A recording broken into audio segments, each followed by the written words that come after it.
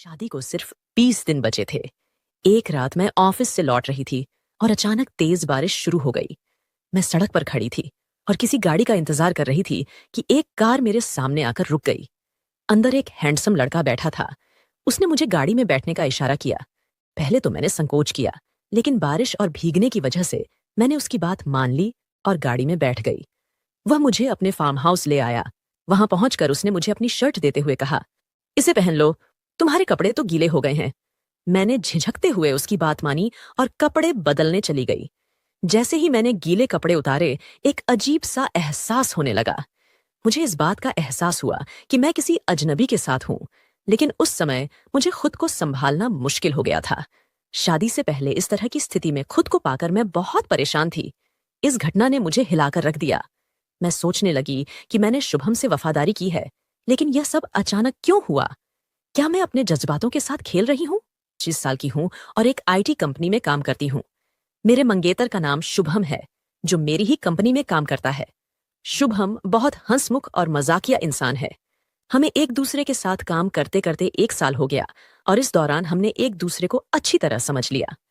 शुभम ने मुझे शादी के लिए प्रपोज किया और मैं खुशी खुशी मान गई। हमारे घर वाले भी इस रिश्ते से खुश थे और हमारी शादी की तैयारियां जोरों से चल रही थीं। मैं भी शुभम के साथ अपनी आने वाली जिंदगी के सपने बुन रही थी, लेकिन उस रात की घटना ने मेरे मन में एक अजीब सा डर और उलझन पैदा कर दी थी। शुभम ने मुझे शादी के लिए प्रपोज किया और मैं खुशी खुशी मान गई। हमारे घर वाले भी इस रिश्ते से खुश थे और हमारी शादी की तैयारियां जोरों से चल रही थीं। मैं भी शुभम के साथ अपनी आने वाली जिंदगी के सपने बुन रही थी, लेकिन उस रात की घटना ने मेरे मन में एक अजीब सा डर और उलझन पैदा कर दी थी। शादी को बस कुछ ही दिन रह गए थे। शुभम और मैं अपनी नई जिंदगी के सपने बुन रहे थे। हर रात हम घंटों बातें करते, हंसते और एक दूसरे के साथ अपने भविष्य की योजनाएं बनाते। लेकिन उस रात कुछ अलग होने वाला था, जिसका मुझे अंदाजा भी नहीं था। एक दिन ऑफिस में काम खत्म होते होते रात के 12 बज चुके थे। शुभम भी उस दिन ऑफिस नहीं आया था, क्योंकि उसकी तबीयत खराब थी। बाहर मौसम बहुत खराब था। बारिश तेज हो चुकी थी और मुझे ऑटो नहीं मिल पा रहा था। ठंड से कांपते हुए मैं सड़क पर खड़ी थी। तभी एक कार मेरे सामने आकर रुकी। खिड़की से एक जाना पहचाना चेहरा झांक रहा था। वो लड़का मेरे सामने वाले ऑफिस में काम करता था और कभी कभी लिफ्ट में उसे देखा था। उसने मुझसे कहा, इतनी रात को तुम यहां खड़ी हो, चलो मैं तुम्हें घर छोड़ देता हूं।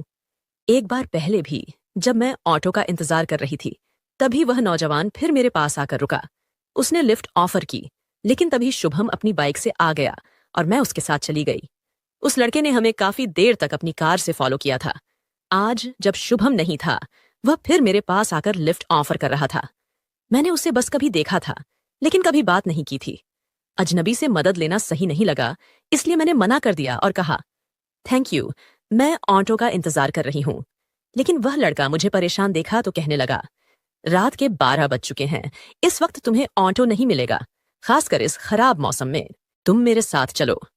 पहले तो मुझे हिचकिचाहट हुई, लेकिन मैंने सोचा, बारिश बहुत तेज हो रही है, मुझे मदद ले लेनी चाहिए। मैं उसकी कार में बैठ गई। उसने कहा, तुम तो पूरी तरह से भीग चुकी हो, मेरा घर पास में ही है। चलो, पहले कपड़े बदल लो, फिर मैं तुम्हें घर छोड़ दूंगा। मैं ठंड से कांप रही थी, इसलिए मैंने उसकी बात मान ली। वह मुझे अपने घर ले आया और एक तौलिया पकड़ा दिया। उसने मुझे अपने कमरे में भेज दिया और शर्ट पैंट पहनने के लिए दिया। जब मैं अपने गीले कपड़े उतार रही थी, तभी वह अचानक कमरे में आ गया। मैं कुछ भी नहीं पहने हुए थी और उसने मुझे उस हालत में देख लिया। कुछ पल वह यूं ही देखता रहा, फिर तुरंत सॉरी कहकर बाहर चला गया। मेरी हालत खराब हो गई थी, लेकिन उसने अपनी हदें नहीं पार की थीं। मैंने जल्दी से शर्ट पहन ली, लेकिन उसके पैंट फिट नहीं आए तो मैंने तौलिया लपेट लिया। मैं बाहर आई तो उसने कहा, आई एम सॉरी, मैंने दरवाजा नॉक किया था, पर तुमने जवाब नहीं दिया। मुझे याद आया कि उसने दरवाजा खटखटाया था, लेकिन मैं ध्यान नहीं दे पाई। उसने मेरे गीले कपड़े सूखने के लिए मशीन में डाल दिए और कहा, आधा घंटा लगेगा, तब तक तुम आराम करो और मैं कुछ खाना बनाता हूं, खा लेना। फिर उसने ऑमलेट और चाय बनाई और हम दोनों साथ में खाना खाने लगे। मैंने महसूस किया कि वह मुझे बार बार देख रहा था। अचानक मुझे याद आया कि मैंने शर्ट के ऊपर के बटन नहीं लगाए हैं और वह मेरी तरफ देख रहा था। जैसे ही यह ख्याल आया, वह मेरे करीब आ गया और मेरे शर्ट के बटन बंद करने लगा। मेरी धड़कनें तेज हो गईं और उसकी भी। वह काफी हैंडसम था और मैं उसे देखते ही रह गई। तभी उसने कहा, मैं तुम्हें एक पजामा ला देता हूं, इसे पहन लो। उसने पजामा लाकर दिया और मैं चेंज करने के लिए कमरे में गई, लेकिन दरवाजा बंद करना भूल गई। जैसे ही मैं पजामा पहनने लगी, वह वहीं पर खड़ा होकर मुझे देख लिया। मेरे पजामा पहनने से पहले ही वह अंदर आ गया। उसने मुझे अपनी बाहों में भर लिया और मेरे होठों को चूमने लगा। मुझे कुछ भी होश नहीं था और हम दोनों एक दूसरे में खोते गए। धीरे धीरे वो मेरे शर्ट के बटन खोलने लगा। शायद ये मेरे लिए पहला अनुभव था। शुभम ने मुझे कभी किस भी नहीं किया था, वो तो बस मेरा हाथ पकड़ दहता था। शुभम का ख्याल आते ही मुझे याद आया कि मेरी शादी होने वाली है, लेकिन उस समय मैं ऐसी हालत में पहुंच चुकी थी कि चाहकर भी खुद को रोक नहीं पाई। मैं उसके प्यार की गहराई में डूबती चली गई। हम लगभग आधे घंटे तक इस मोहब्बत में खोए रहे। फिर अचानक मुझे झटका लगा और एहसास हुआ कि मैं क्या कर रही हूं। मेरे आंसू निकल आए और मैंने कहा, तुम ये क्या कर रहे हो? मैं तो तुम्हें जानती भी नहीं। उसने शांत होकर जवाब दिया, मेरा नाम आदित्य है, आदित्य मल्होत्रा। ये सुनते ही मैं चौंक गई। वो मेरे बगल के ऑफिस का सीईओ आदित्य मल्होत्रा था। वो अक्सर मुझे ऑफिस की बिल्डिंग में लिफ्ट में मिलता था, लेकिन मैंने कभी उस पर ध्यान नहीं दिया था। मैंने कहा, रुको, अब और नहीं। हालांकि मैं खुद को रोकने में असमर्थ थी, लेकिन शायद मेरी आंखों में आंसू देखकर उसने खुद को संभाल लिया और कमरे से बाहर चला गया। उसने अपनी हदें पार नहीं की थीं और मेरी इज्जत भी सलामत थी। जल्दी से उठकर मैंने देखा कि मेरे गीले कपड़े अब सूख चुके थे। मैंने अपने कपड़े पहने और कमरे से बाहर आ गई। आदित्य मुझसे नजरें नहीं मिला रहा था, लेकिन मैं उससे बात करना चाहती थी। जो कुछ हुआ उसे लेकर मेरे दिल में सवाल थे, लेकिन उसने बिना मेरी ओर देखे कहा, चलो, तुम्हें घर छोड़ देता हूं। उसने 2 छातें उठाईं और हम दोनों कार में बैठ गए।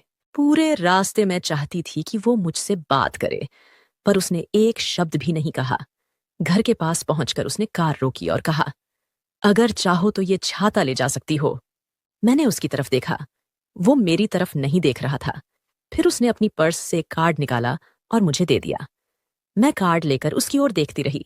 उम्मीद थी कि वो कुछ कहेगा, लेकिन वो खामोश रहा।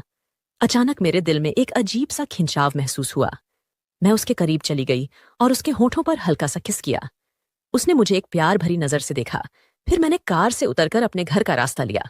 अपने कमरे में आकर मैं बस यही सोचती रही कि आज क्या हुआ। फिर मैंने उसके कार्ड को देखा। उस पर उसका फोन नंबर था। बिना ज्यादा सोचे मैंने उसका नंबर डायल कर दिया। उसने फोन उठाया और मैंने कहा, मैं अनुष्का बोल रही हूं, आज जो कुछ भी हुआ। उसने मेरी बात काटते हुए कहा, मैं भी उसी के बारे में सोच रहा था।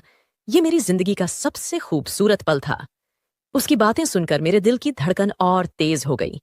अगले दिन सुबह जब मैं उठी तो उसे एक गुड मॉर्निंग मैसेज भेजा। आज शनिवार था, छुट्टी का दिन। मैंने सोचा आज तो आदित्य से मिलना नहीं होगा, लेकिन तभी उसका रिप्लाई आया, आज क्या कर रही हो? मैंने जवाब दिया, कुछ खास नहीं, फ्री हूं। उसने लिखा, मेरे घर पर लंच के लिए आ जाओ 12 बजे तक। मैंने घड़ी देखी, 10 बज चुके थे। मैं जल्दी से तैयार हुई और अपने मम्मी पापा से कह दिया कि मैं अकेले शॉपिंग करने जा रही हूं।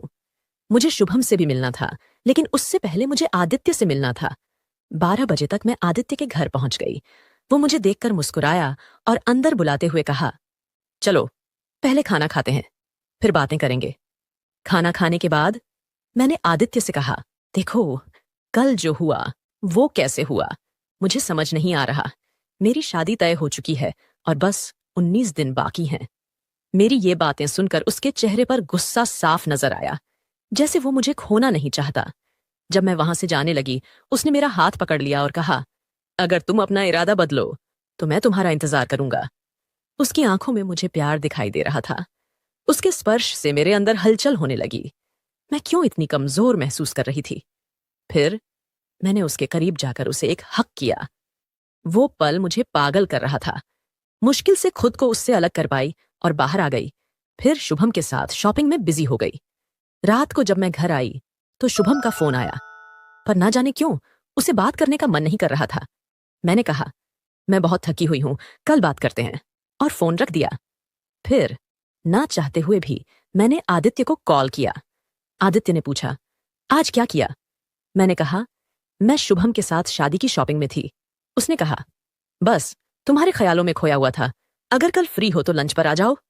मैंने कहा, तुम्हें पता है मेरी शादी होने वाली है, और फोन रख दिया। पर न जाने क्यों अगले दिन मैं फिर से उसके घर पहुंच गई। आदित्य मुझे देखकर मुस्कुराया और अंदर बुला लिया। खाने के बाद हम दोनों सोफे पर बैठे थे। अचानक वो मुझ पर टूट पड़ा और मुझसे प्यार करने लगा। उसने कहा, तुम तो कह रही थी नहीं आऊंगी, फिर कैसे आ गई? क्या तुम भी वही महसूस करती हो जो मैं करता हूं? उसकी बातों में मैं मदहोश हो गई। उस पल में मैं उसकी मोहब्बत को महसूस करने लगी। जब मुझे होश आया तो पता चला कि मेरी शादी में अब सिर्फ 18 दिन बचे हैं और मैं पूरी तरह से आदित्य की हो चुकी थी। आदित्य ने कहा, अब तुम मेरी हो, चलो मेरे साथ। वो मुझे अपनी कार में लेकर मेरे घर आया। उसने मेरे मम्मी पापा को बुलाया। जब वो आए तो मुझे समझ नहीं आया कि वो क्या कर रहा है। आदित्य ने कहा, मैं और आपकी बेटी एक हो चुके हैं। उसकी ये बात सुनकर मेरी आंखें शर्म से लाल हो गईं। मेरे मम्मी पापा उसकी बात सुनकर चौंक गए। आदित्य ने अपनी जेब से एक डिब्बी निकाली और मेरी मांग भर दी और कहा, अब से अनुष्का मेरी पत्नी है। उसने मेरा हाथ थामा और मुझे अपने घर ले गया। इस सब में शुभम का दिल टूट चुका था।